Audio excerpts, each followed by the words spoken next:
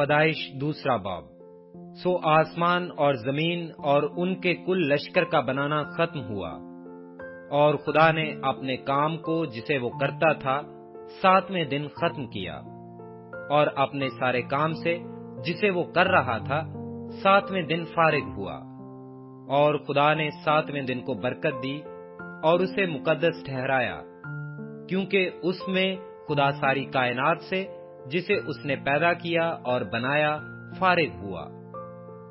یہ ہے آسمان اور زمین کی پیدائش جب وہ خلق ہوئے، جس دن خدا نے زمین اور آسمان کو بنایا، اور زمین پر اب تک کھیت کا کوئی پودا نہ تھا، اور نہ میدان کی کوئی سبزی اب تک اگی تھی، کیونکہ خدا نے زمین پر پانی نہیں برسایا تھا، اور نہ زمین جوتنے کو کوئی انسان تھا، بلکہ زمین سے کوہر اٹھتی تھی اور تمام روئے زمین کو سیراب کرتی تھی۔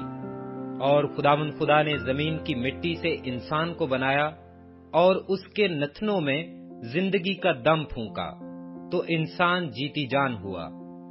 اور خدا نے مشرق کی طرف عدن میں ایک باغ لگایا اور انسان کو جسے اس نے بنایا تھا وہاں رکھا۔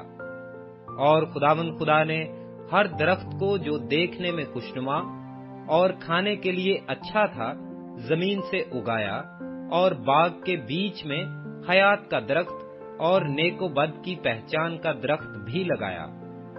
اور عدن سے ایک دریا باغ کے سیراب کرنے کو نکلا، اور وہاں سے 4 ندیوں میں تقسیم ہوا۔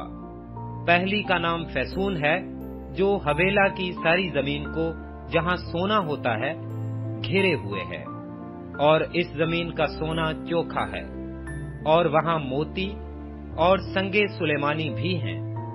اور دوسری کا نام جیہون ہے، جو کوش کی ساری زمین کو گھیرے ہوئے ہے۔ اور تیسری ندی کا نام دجلہ ہے، جو آسور کے مشرق کو جاتی ہے۔ اور چوتھی ندی کا نام فرات ہے۔ اور خدا نے آدم کو لے کر باغ عدن میں رکھا کہ اس کی باغبانی اور نگہبانی کرے۔ اور خدا نے آدم کو حکم دیا اور کہا کہ تو باغ کے ہر درخت کا پھل بے روک ٹوک کھا سکتا ہے، لیکن نیک و بد کی پہچان کے درخت کا کبھی نہ کھانا، کیونکہ جس روز تو نے اس میں سے کھایا تو مرا۔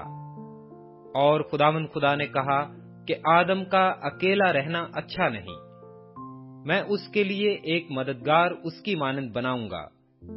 اور خدا نے کل دشتی جانور اور ہوا کے کل پرندے مٹی سے بنائے، اور ان کو آدم کے پاس لایا کہ دیکھے کہ وہ ان کے کیا نام رکھتا ہے۔ اور آدم نے جس جانور کو جو کہا وہی اس کا نام ٹھہرا۔ اور آدم نے کل چوپایوں اور ہوا کے پرندوں اور کل دشتی جانوروں کے نام رکھے، پر آدم کے لیے کوئی مددگار اس کی مانند نہ ملا۔ اور خدا نے آدم پر گہری نیند بھیجی، اور وہ سو گیا، اور اس نے اس کی پسلیوں میں سے ایک کو نکال لیا اور اس کی جگہ گوشت بھر دیا۔ اور خدا اس پسلی سے جو اس نے آدم میں سے نکالی تھی ایک عورت بنا کر اسے آدم کے پاس لایا۔ اور آدم نے کہا کہ یہ تو اب میری ہڈیوں میں سے ہڈی اور میرے گوشت میں سے گوشت ہے، اس لیے وہ ناری کہلائے گی، کیونکہ وہ نر سے نکالی گئی۔ اس واسطے مرد اپنے ماں باپ کو چھوڑے گا اور اپنی بیوی سے ملا رہے گا، اور وہ ایک تن ہوں گے۔ اور آدم اور اس کی بیوی دونوں ننگے تھے اور شرماتے نہ تھے۔